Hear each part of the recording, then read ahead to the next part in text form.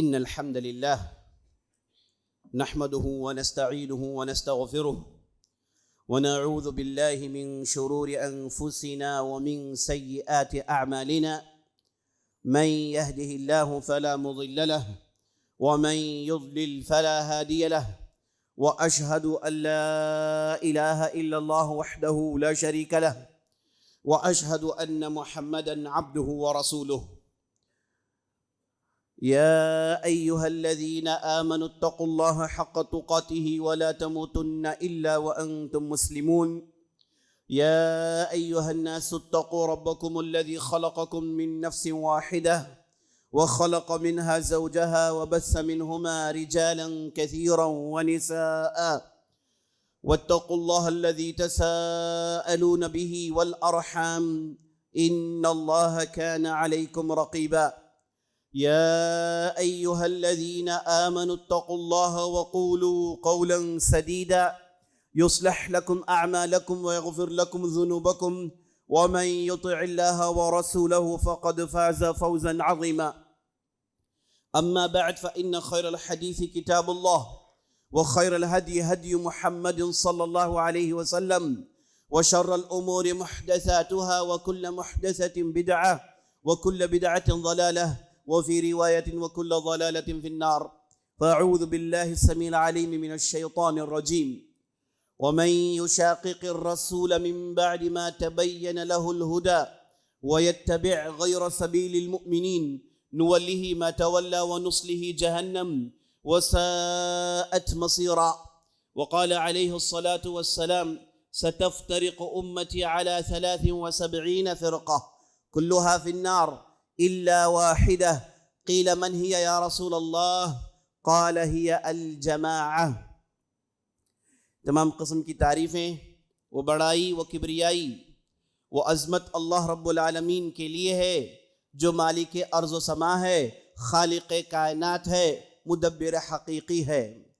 اور لاکھوں کروڑوں درود و سلام ہو محمد رسول اللہ صلی اللہ علیہ وسلم پر، جنہیں اللہ سبحانہ وتعالی نے سارے کائنات کے لیے رحمت بنا کر مبعوث کیا۔ میں اللہ رب العزت کی بارگاہ میں دعا کرتا ہوں کہ اللہ سبحانہ وتعالی جس طرح ہمیں اس مبارک مجلس میں جمع کیا ہے اسی طرح ہمیں جنت الفردوس میں جمع کریں، آمین یا رب العالمین۔ عزیز ساتھیوں، بزرگوں، ماؤں، بہنوں اور خواتین اسلام، میں سب سے پہلے اللہ رب العزت کی بارگاہ میں دعا کرتے ہوئے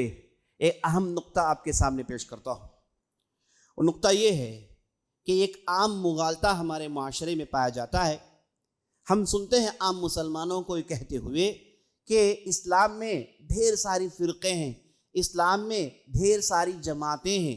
اور ان میں کون حق پر ہے، کسے اپنایا جائے اور کسے دھتکارا جائے، یہ پتہ ہی نہیں چلتا۔ یہ عام مغالطہ ہے، اور بعض لوگوں نے اس کنفیوژن کو اتنا ہوا دی اور اسلام کے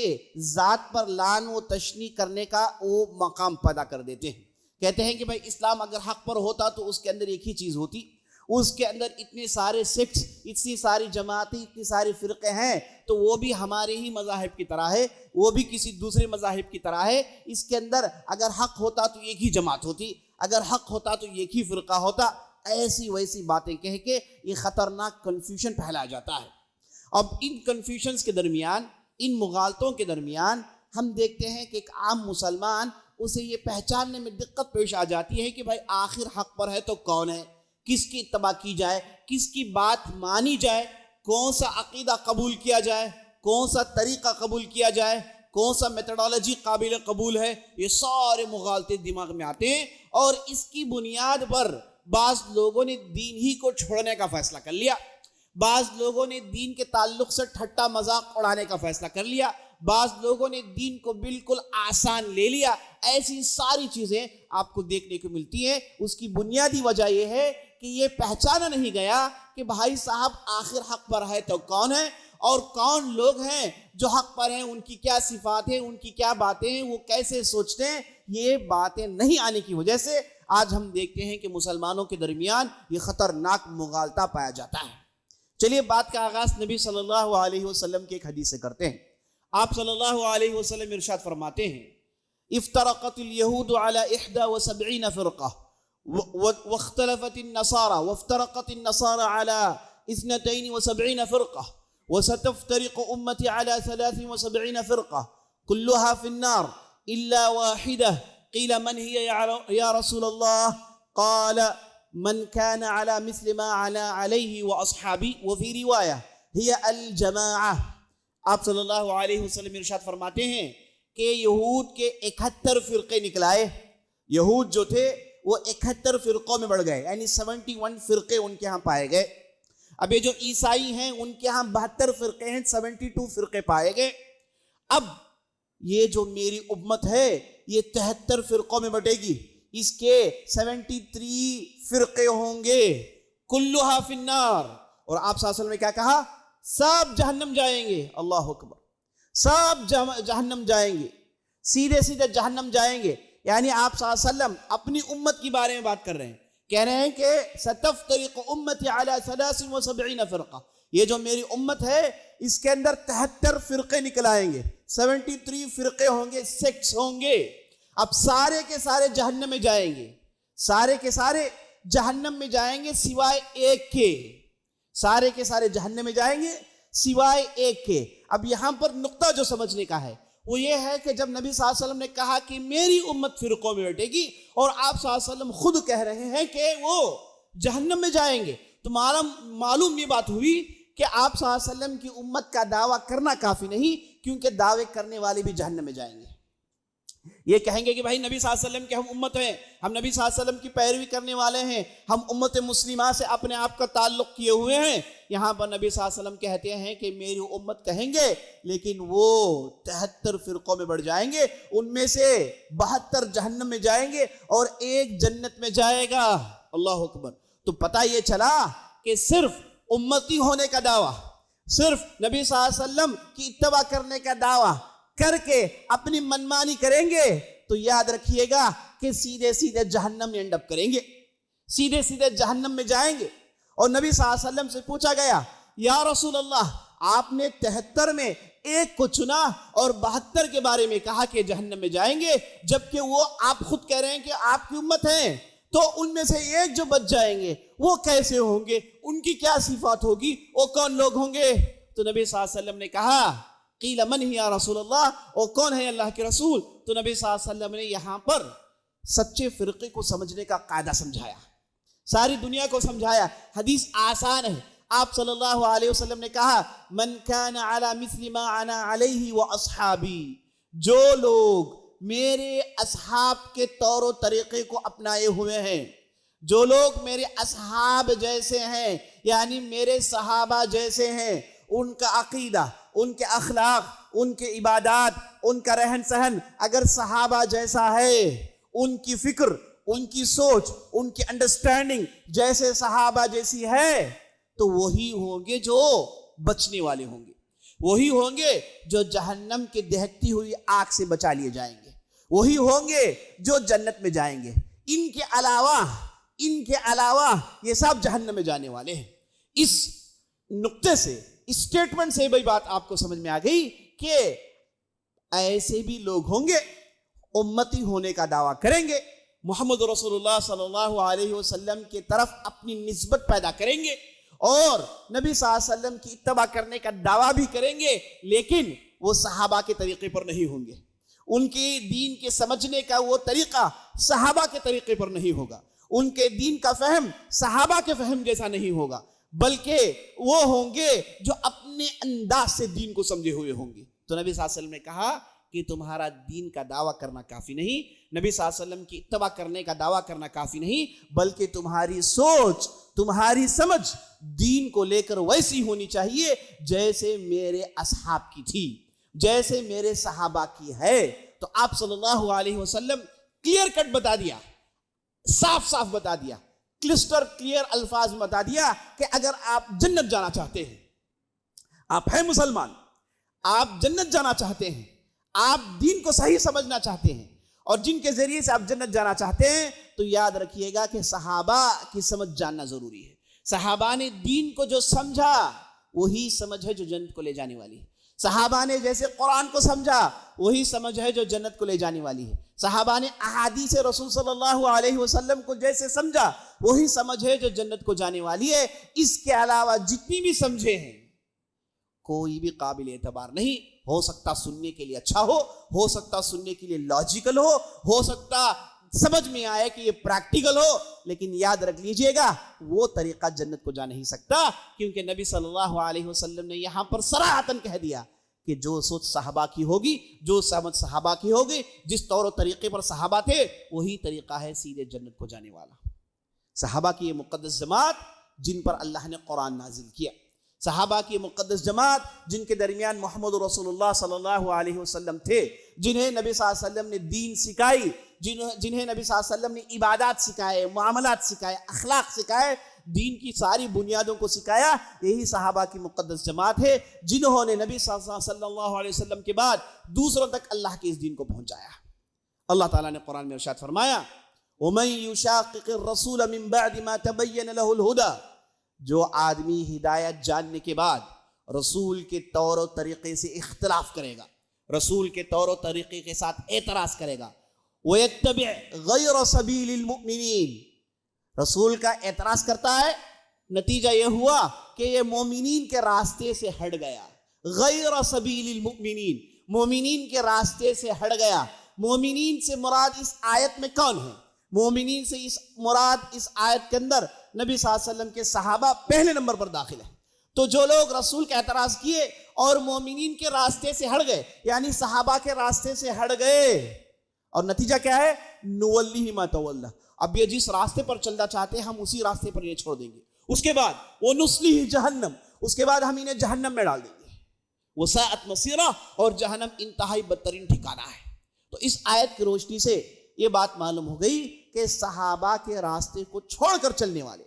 صحابہ کی سمجھ کو چھوڑ کر چلنے والے, یہ سیدھے سیدھے جہنم جانے والے ہیں, اور اللہ سبحانہ و تعالیٰ انہیں بطور سزا انہیں انہی کے راستے میں چھوڑ دے گا اور انہی کی منمانی کرنے دے گا, اور اس کے بعد آخرت میں ایسا پکڑے گا کہ انہیں جہنم میں ڈال لیا جائے گا. تو نبی صلی اللہ علیہ وسلم نے اس حدیث سے صاف بتا دیا کہ صحابہ کے راستے پر چلنا ہی حقیقی دین پر چلنا ہے. ایک دوسری روایت میں نبی صلی اللہ علیہ وسلم سے یہ مروی ہے, جب یہ پوچھا گیا کہ قیل من یا رسول اللہ, وہ کون ہے اللہ کے رسول, تو نبی صلی اللہ علیہ وسلم نے کہا ہی الجماعہ, یہ وہ ہیں جنہیں الجماعہ کہا جاتا ہے. انہی کو آگے چل کے تابعین اور صحابہ کے آخری زمانے میں اہل الجماعہ, اہل السنہ کہا گیا. اہل السنت والجماعہ, یہی صحابہ کی مقدس جماعت کو کہتے ہیں. الجماعہ اسے اس لیے کہا جاتا ہے کہ یہ لوگ مل کر رہتے ہیں, یہ آپس میں جڑ کر رہتے ہیں, دل ان کے جمع ہو کر رہتے ہیں, یہ آپس میں اختلاف نہیں کرتے, منمانی نہیں کرتے, دین کی باتوں کو لے کر اپنے من گھڑ گھوڑے نہیں دوڑاتے, بلکہ یہ جڑ کر رہتے ہیں, اور ان کا جو لیڈر ہوتا ہے اس کی یہ اتباع کرتے ہیں, لیڈر کی اتباع کرتے ہیں, اور لیڈر کے سائے تلے رہتے ہیں. یہ جو ان کا امیر ہوتا ہے اس امیر کی یہ بات مانتے ہیں, یہ امیر سے مخالفت کر کے فرقوں میں نہیں بڑھ جاتے. یہ نبی صلی اللہ علیہ وسلم کے زمانے میں اور تابعین تبع تابعین کے زمانے میں ان چیزوں کو بڑی آسانی سے دیکھا گیا. چلیے میں آپ کے سامنے ایک دوسری حدیث رکھتا ہوں. آپ صلی اللہ علیہ وسلم ایک مرتبہ کھڑے ہو گئے اور آپ صلی اللہ علیہ وسلم نے زبردست نصیحت سنائی, واعظ کیا. تو صحابہ نے پوچھا یا رسول اللہ, آپ واعظ سنا رہے ہیں, ایسے لگ رہا ہے کہ یہ آپ کا آخری خطبہ ہے. تو نبی صلی اللہ علیہ وسلم نے کچھ نہیں کہا. تو صحابہ نے کہا یا رسول اللہ آپ ہمیں نصیحت کریے, اگر یہ آپ کے آخری بات ہو, یعنی آپ کا آخری خطبہ ہو تو آپ فوراً نصیحت کر دیجئے. تو نبی صلی اللہ علیہ وسلم نے اس خطبے میں نصیحت جو کی, کہا انہو, آپ صلی اللہ علیہ وسلم نے کہا علیکم بالسمع بالطاعہ, تمہیں چاہیے کہ تمہارے جو امراء ہوتے ہیں, تمہارے جو ذمہ دار ہوتے ہیں, ان کی بات سنا کریں. وَإِن تَأَمَّنَ عَلَيْكُمْ عَبْدٌ حَبْشِيٌّ, اگر تم پر ایک کالا کلوٹا غلام بھی امیر نہیں بنا دیا گیا ہو تو تمہیں چاہیے کہ اس کی اتباع کریں. اس کے بعد نبی صلی اللہ علیہ وسلم نے کہا إِنَّهُ مَن يَعِشْ بَعْدِي فَسَيَرَى اخْتِلَافًا كَثِيرًا. آپ صلی اللہ علیہ وسلم نے پیشن گوئی سنائی, کہا کہ تم میں سے جو لوگ میرے بعد زندہ رہو گے ڈھیر سارے اختلافات دیکھو گے, ڈھیر سارے اختلافات دیکھو گے, ڈھیر سارے نزاعات دیکھو گے. تو ایسی صورت میں کرے کیا, کہا علیکم بسنتی و سنت الخلفاء الراشدین، کہا کہ ایسے موقع پر تمہیں میری سنت کو تھامے رہنا ہے، یہ چیک کرنا ہے کہ کیا نبی صلی اللہ علیہ وسلم کی سنت سے یہ چیز ثابت ہے، یہ بات ثابت ہے، یہ عمل ثابت ہے یا ثابت نہیں ہے، کیا نبی صلی اللہ علیہ وسلم نے اسے کہا ہے، کیا نبی صلی اللہ علیہ وسلم نے اسے کیا ہے، کیا نبی صلی اللہ علیہ وسلم نے اسے مانا ہے، ان چیزوں کو چیک کرنا چاہیے۔ علیکم بسنتی، تمہیں میری سنت کو پکڑے رہنا چاہیے، وہ سنت الخلفاء الراشدین المہدیین، پھر کہا کہ میرے جو 4 خلفاء ہیں ان کی سنت کو بھی پکڑے رکھو، انہیں بھی تھامے رکھو، بلکہ یہاں تک کہا تمسکوا بہا، اسے بڑے مضبوطی سے تھامو، وعضوا علیہا بالنواجذ، اپنے دانتوں سے جگڑ کر اس راستے کو پکڑے رکھو، کیونکہ جب آدمی ان چیزوں سے پکڑتا ہے خود بھی لٹک جائے، دانتیں نہیں ٹوٹتی، بڑی مضبوطی سے پکڑ سکتا ہے، یعنی اشارہ یہ ہے کہ پورے مضبوطی سے پکڑ لو، اس راستے کو مت چھوڑو۔ علیکم بسنتی و سنت الخلفاء الراشدین عضوا علیہا بالنواجذ، پھر کہا ایاکم ومحدثات الامور، پہلے کہا میرے بعد جینے والے ڈھیر سارے اختلافات دیکھیں گے، اور پھر کہا کہ تمہیں چاہیے کہ میری سنت کی اتباع کریں، میری سنت کی اتباع کریں، ہر چیز میں چیک کر لیں کہ یہ میری سنت سے ثابت ہے کہ نہیں ہے، یہ جو میں کر رہا ہوں ثابت ہے کہ نہیں ہے، اور سنت کے اپوزٹ کو کہتے ہیں بدعت، جو راستہ سنت کا نہیں وہ راستہ بدعت کا طریقہ ہوتا ہے، جسے آپ صلی اللہ علیہ وسلم نے منحوس کہا، پسند نہیں کیا، تو نبی صلی اللہ علیہ وسلم نے کہا کہ میری سنت کو پکڑے رکھو، یعنی چیک کر لو، دین سنت کے مطابق ہونی چاہیے۔ اس کے بعد کہا وہ سنت الخلفاء الراشدین، اور خلفاء راشدین کی سنت کو، یہ خلفاء راشدین کی سنت کیا ہے؟ یہ نبی صلی اللہ علیہ وسلم کی سنت کا ایکسٹینشن ہے، یہ اپنے طور سے کچھ نہیں کہتے، اور جب بھی ضروریات پڑے دین کے اصول کے مطابق انہوں نے چند چیزوں کو سمجھایا اور چند چیزوں پر عمل کیا، انہیں بھی پکڑے رکھو، وہ بھی تمہارے دین کا حصہ ہے۔ علیکم بسنتی و سنت الخلفاء الراشدین المہدیین، اور اس کے بعد کہا کہ اسے اپنے دانتوں سے جگڑے رکھو، اور پھر کہا کہ ڈرتے رہو، بچتے رہو، دین میں بہت سارے بدعاتوں کو شروع کیا جائے گا، بہت ساری ایسی باتوں کو سنایا جائے گا جو دین میں نہیں ہوں گی۔ ایاکم ومحدثات الامور، تمہیں بدعات کو دیکھ کر ڈرنا چاہیے، بدعات سے اعراض کرنا چاہیے۔ ایاکم ومحدثات الامور فإن كل بدعۃ ضلالہ، اور ہر بدعت والی بات گمراہی ہے، اور ہر گمراہی سیدھے جہنم میں جائے گی، ہر گمراہی سیدھے جہنم میں جائے گی۔ تو نبی صلی اللہ علیہ وسلم نے آخری اس جملے میں یہ بتا دیا کہ جب تم سنت کو تھامے رہو گے تو جان رکھنا کہ دین کا نام لے کر لوگ نئی نئی باتیں سنائیں گے، لوگ نئی نئی چیزوں کو انٹروڈیوس کریں گے، لوگ دین کو اپنے طور و طریقے سے سمجھیں گے۔ آپ کے سامنے بات آ گئی کہ صحابہ کی سمجھ دین کی سمجھ ہے، ایسے بھی آپ معاشرے میں دیکھیں گے لوگ جو اپنے انداز سے دین کو سمجھنے کی کوشش کریں گے، اپنے دماغ کے دوڑے دوڑانے کی کوشش کریں گے۔ اگر ایسے لوگ نکلائیں تو ان کی وجہ سے دین میں ڈھیر ساری بدعتیں ظاہر ہو جاتی ہیں، اور جو لوگ ان بدعتوں پر عمل کریں گے گمراہ ہو جاتے ہیں، اور جو لوگ گمراہ ہوتے ہیں وہ سیدھے سیدھے جہنم میں ختم ہوتے ہیں۔ تو جی ساتھیوں، یہ جو احادیث آپ کے سامنے میں نے رکھا یہ بنیادی احادیث ہیں، ان سے آپ کو بات معلوم ہو گئی کہ آپ کیسے پہچانیں۔ دعویٰ کرنے والے ہزار دعویٰ کریں اور آپ سے کہیں کہ بھائی ہم جو کہہ رہے ہیں یہی صحیح دین ہے، ہم جو بتا رہے ہیں یہی صحیح راستہ ہے، یہ دعوے تو بہت زیادہ آپ کو دیکھنے کو ملیں گے، لیکن آپ صلی اللہ علیہ وسلم نے آپ کے سامنے ایک ٹچ سٹون دے دیا، آپ صلی اللہ علیہ وسلم نے آپ کے سامنے ایک طریقہ بتا دیا کہ بھائی صاحب اسے چیک کر لو، اگر اسے تم چیک کر لو گے تو تم صحیح راستے پر ہو۔ اور وہ طریقہ کیا ہے؟ یہ چیک کر لیجئے کہ کیا یہ صحابہ کی سمجھ ہے، کیا اس پر صحابہ نے عمل کیا، کیا یہ صحابہ نے اسے دین مانا؟ اگر مانا ہے تو جان رکھیے آپ حق پر ہیں۔ یہاں پر مجھے عبداللہ بن مسعود رضی اللہ عنہ کی ایک بات یاد آ رہی ہے، وہ کہتے ہیں کہ اے آدمی حق کو تھامے رکھ، سنت کو پکڑے رکھ، اگرچہ کہ تو اکیلا ہی کیوں نہ ہو، تو اکیلا ایک جماعت کے برابر ہے، تو اکیلا سواد اعظم کے برابر ہے، تو ایک آدمی ہے جس کے بارے میں نبی صلی اللہ علیہ وسلم نے کہا کہ وہ جنت جائیں گے، اگرچہ کہ تم ایک ہی کیوں نہ ہو۔ تو یہاں پر یہ بھی بات آپ سمجھ لینا چاہیے کہ تعداد کی کثرت حقانیت کی دلیل نہیں۔ زیادہ لوگ مانتے ہیں، زیادہ لوگ پیچھے چلتے ہیں، زیادہ لوگ اسے مانتے ہیں تو یہ حق کی دلیل ہو نہیں سکتی۔ آپ صلی اللہ علیہ وسلم نے بتایا نہیں، آپ صلی اللہ علیہ وسلم نے جب پوچھا گیا کہ بھائی جنت کو کون جائے گا تو آپ صلی اللہ علیہ وسلم نے فوراً نہیں کہا کہ بھائی یہ لوگ بڑی تعداد میں ہوں گے، یہ بڑی تعداد میں ہوں گے، یہ ہے نا اتنی بڑی تعداد میں ہوں گے، نبی صلی اللہ علیہ وسلم نے نہیں کہا، بلکہ نبی صلی اللہ علیہ وسلم نے آپ کو بتا دیا، کہا کہ جو لوگ میرے راستے پر ہوں گے اور میرے صحابہ کے راستے پر ہوں گے وہی ہیں جو جنت کو جانے والے، اگرچہ کہ اسے ماننے والا ایک آدمی کیوں نہ ہو، اسے ماننے والے مٹھی بھر لوگ کیوں نہ ہو، اگر یہ صفت ان کے اندر پائی جاتی ہے وہ جنت جائیں گے۔ نبی صلی اللہ علیہ وسلم نے کبھی بھی کثرت عدد کو مانا نہیں، بڑی تعداد کے لوگ مانتے ہیں، بہت بڑی تعداد ہے تو یہ حق میں ہے، ہرگز نہیں ہے، اسلام نے کبھی اسے مانا بھی نہیں ہے۔ تو عزیز ساتھیو، صحابہ کا راستہ، صحابہ کا فہم، صحابہ کا طور و طریقہ، یہی ہمارے دین کی بنیاد ہے۔ آج ہمارے معاشرے میں دیکھتے ہیں، اگر آپ نے کسی کے اندر دیکھا کہ وہ صحابہ پر لان تان کر رہا ہے، صحابہ پر کلام کر رہا ہے، زیادہ بحث کرنے کی ضرورت نہیں، جان لیجیے کہ آدمی گمراہ ہے، بس ختم۔ اگر آپ نے کسی کو دیکھا کہ قرآن کی آیتوں سے کھلواڑ کر رہا ہے، قرآن کی آیتوں سے کھلواڑ کر رہا ہے، کہہ رہا ہے کہ بھئی فلاں آیت میں فلاں جو ہے یہ چیز ایسی ہے ویسی ہے، اسے مانا نہیں جا سکتا، یہ جدید دور کے لیے مناسب نہیں ہے، اس کا یہ ہے وہ ہے، جان رکھیے کہ یہ آدمی گمراہ ہے۔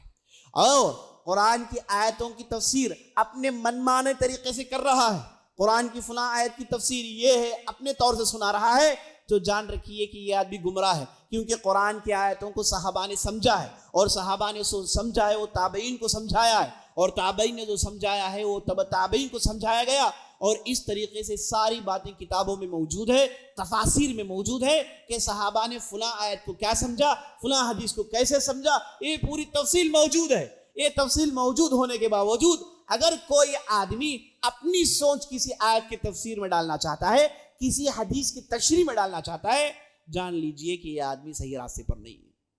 اسی طریقے سے آپ نے دیکھا کہ کوئی صحیح حدیث کا انکار کر رہا ہے،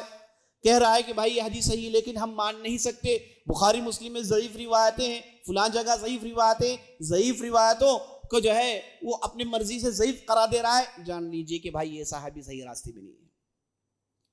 اور اسی طریقے سے دین کے نام پر پورے سنت کا انکار کرنا، دین کے نام پر کہنا کہ صرف قرآن ہمارے لیے کافی ہے، جان رکھیے کہ یہ آدمی بھی گمراہ ہے۔ آپ نے کسی کو دیکھا وہ عیسیٰ علیہ السلام کی آمد پر لے کے وہ گفتگو کر رہا ہے، وہ لے کر آپ کو گھما رہا ہے، صرف اسی کے آس پاس گھوم رہا ہے، جان لیجیے کہ یہ بھی باطل فرقے ہیں، کیونکہ اہل السنہ والجماعہ جو صحابہ کے طریقے پر ہیں، یہ ایک حدیث کو پکڑ کے پورا دین اسی حدیث پر نہیں ڈال دیتے، بلکہ احادیث کے ذریعے سے اپنے دین کو سمجھتے ہیں۔ یہ وہ لوگ ہیں جو دین کی سمجھ کو احادیث کی سمجھ سے پہلے ڈالتے ہیں۔ اس طریقے سے جی ساتھیوں، اگر آپ نے کسی کو دیکھا کہ وہ ان چیزوں کو دلیل مانتا ہے، نہ وہ قرآن میں ہے، نہ وہ احادیث میں ہے، نہ کسی صحابی نے بتایا، نہ کسی تابعی نے بتایا، کہتا ہے کہ بھائی فلاں ہے، فلاں کہہ رہا ہے، فلاں کی دلیل ہے، تو جان رکھیے کہ یہ آدمی بھی جو ہے صحیح راستے میں نہیں ہے۔ تو یہ چند نقطے ہیں جو میں آپ کے سامنے رکھنا چاہ رہا تھا، اور احادیث کی روشنی سے بات آسانی سے آپ کے سامنے رکھ دی گئی ہے کہ آپ دیکھیے کہ کیا یہ چیز جو بتائی جا رہی ہے صحابہ نے اس پر عمل کیا، قرآن کی اس آیت کو صحابہ نے ایسے سمجھا، احادیث کو صحابہ نے ایسے سمجھا۔ اگر آپ نے صحابہ کی سمجھ کو اپنا لیا تو آپ سیدھے سیدھے جنت میں جانے والے ہیں، آپ حق پر ہیں، آپ کا راستہ صحیح راستہ ہے۔ اگر آپ دیکھ رہے ہیں کہ فلاں لوگ صحابہ کی بات کا اعتبار نہیں کر رہے ہیں، صحابہ کے اقوال کا اعتبار نہیں کر رہے ہیں، ان کی تفسیر کا اعتبار نہیں کر رہے ہیں، جان رکھیے کہ یہ لوگ گمراہ ہیں، ان کے پیچھے چلنے سے آپ کو گمراہی کے علاوہ کوئی دوسری چیز ہاتھ کو نہیں آنے والی ہے۔ مجھے آخر میں نبی صلی اللہ علیہ وسلم کی ایک حدیث یاد آ رہی ہے، آپ صلی اللہ علیہ وسلم نے ارشاد فرمایا، خیر الامتی قرنی ثم الذین یلونہم ثم الذین یلونہم۔ آپ صلی اللہ علیہ وسلم نے کہا کہ سب سے بہترین امت میرا زمانہ ہے، میرے بعد اس کے بعد آنے والوں کا زمانہ ہے، اس کے بعد ان کے بعد آنے والوں کا زمانہ ہے، یعنی صحابہ کا زمانہ، تابعین کا زمانہ، تبع تابعین کا زمانہ، نبی صلی اللہ علیہ وسلم نے یا پھر نبی صلی اللہ علیہ وسلم کا زمانہ، صحابہ کا زمانہ، تابعی کا زمانہ، اور تبع تابعی کا شروع کا زمانہ۔ تو نبی صلی اللہ علیہ وسلم نے ان تین جنریشنز کو سب سے بہترین جنریشن کہا۔ وہ اس لیے کہا کیونکہ ان کے زمانے میں فرقے ننگا ناچ نہیں ناچ رہے تھے، ان کے زمانے میں دین کے نام سے ڈھیر ساری نئی باتیں نہیں آئی تھی، ان کے زمانے میں قرآن حدیث کے ساتھ کھیلواڑ نہیں کیا جاتا، بلکہ ان کے زمانے میں دین اپنی حقیقی شکل میں تھا جیسے نبی صلی اللہ علیہ وسلم کے زمانے میں تھا۔ انہی تین ادوار کو، انہی تین جنریشنز کو عزیز ساتھیوں السلف الصالح کہا جاتا ہے۔ انہی 3 جنریشنز کو السلف الصالح کہا جاتا ہے، یعنی یہ وہ گزرے ہوئے لوگ ہیں جو بڑے نیک تھے۔ یہ زمانے کے بعد آپ دیکھتے ہیں کہ دین کے نام پر بہت سارے کھیل کھیلے گئے، خاص طور پر جب یونانی تہذیب آئی، جب یونانی فلسفی، گریک فلسفی اسلامی دنیا میں انٹروڈیوس کیا گیا، اس کے بعد آپ دیکھتے ہیں کہ ڈھیر ساری نئی نئی باتیں آ گئی۔ یہ گریک فلسفی کو بعض لوگوں نے اپنا لیا، اور اسی طریقے سے ہم دیکھتے ہیں اس زمانے کے بعد ہم دیکھتے ہیں خوارج کا فتنہ سر اٹھایا، جنہیں نبی صلی اللہ علیہ وسلم نے بدعا بھیجی، اور اس کے بعد دوسرے صحابہ کو گالی دینے والے اور دوسرے طور و طریقے اختیار کرنے والے شیعہ جیسے باطل فرقے بھی یہ دور کے بعد سر اٹھاتے ہیں۔ تو بہرحال یہ 3 دور ہیں، ان کے بعد اسلام اپنے حقیقی شکل میں ہے نا اکثر جگہ نہیں رہا، ہو سکتا ہے کہ بعض جگہ رہا ہو، اور اکثر و بیشتر جگہ لوگوں نے دین کے نام سے کھیلا ہے۔ تو ہم اور آپ کو چاہیے کہ اس دور کو اچھی طریقے سے جانیں۔ نبی صلی اللہ علیہ وسلم کا زمانہ، صحابہ کا زمانہ، تابعین کا زمانہ، اس دور کو جو دین سمجھا گیا وہی ہم اور آپ کا دین ہے۔ اس کے بعد جو بھی دور آئے اس میں حق بھی بولنے والے تھے، باطل بھی بولنے والے تھے، خلط ملط ہو گیا، اور حق کو سنایا گیا اور باطل کو بھی سنایا گیا، یہ دونوں کے درمیان کشمکش چلتے رہے۔ تو آپ آج اس زمانے میں اگر حقیقی آپ دین جاننا چاہتے ہیں تو آپ لوٹ چلیے، ان 3 جنریشنز کو پڑھیے، ان کے بارے میں جانیے، انہوں نے جو دین سمجھا وہی دین ہے۔ اس کی وجہ یہ ہے کہ اللہ سبحانہ وتعالیٰ نے قرآن میں صحابہ کی جماعت کے تعلق سے کہا رضی اللہ عنہم ورضوا عنہ، اللہ سبحانہ وتعالیٰ ان سے راضی ہے اور یہ اللہ سے راضی ہیں۔ اللہ نے اپنی رضامندی کی سرٹیفکیٹ انہیں دے دی، اس کے بعد کسی کو بھی اللہ نے یہ سرٹیفکیٹ نہیں دی۔ جب اللہ نے یہ سرٹیفکیٹ دے دی تو ہم انہی لوگوں کو دیکھیں گے، انہی لوگوں کو مانیں گے، کیونکہ وہ تو یقینی ہے جنت جائیں گے۔ اس کے بعد جو بھی باتیں آئی، اس کے بعد جو بھی خلط ملط کیا گیا، اگرچہ کہ محسوس ہو کے صحیح دکھ رہا ہو، لیکن کنفرمیشن کوئی نہیں ہے، کنفرمیشن صرف وہی زمانے کا ہے۔ تو یہ چند باتیں تھیں عزیز ساتھیوں، آپ اپنے ذہن میں رکھیے۔ بنیادی باتیں میں نے آپ کے سامنے رکھنے کی کوشش کی، بعض باتیں علمی آ گئی ہوں گی، لیکن یہ بہت ہی اہم باتیں ہیں دین کو سمجھنے کے لیے۔ اللہ سے دعا کرتے ہیں کہ اللہ سبحانہ وتعالی ہم نے جو بھی کہا، جو بھی سنا، آپ کے سامنے جو بھی رکھا، اس پر عمل کرنے کی توفیق بخشے۔ سبحان ربک رب العزۃ عما یصفون وسلام علی المرسلین والحمد للہ رب العالمین۔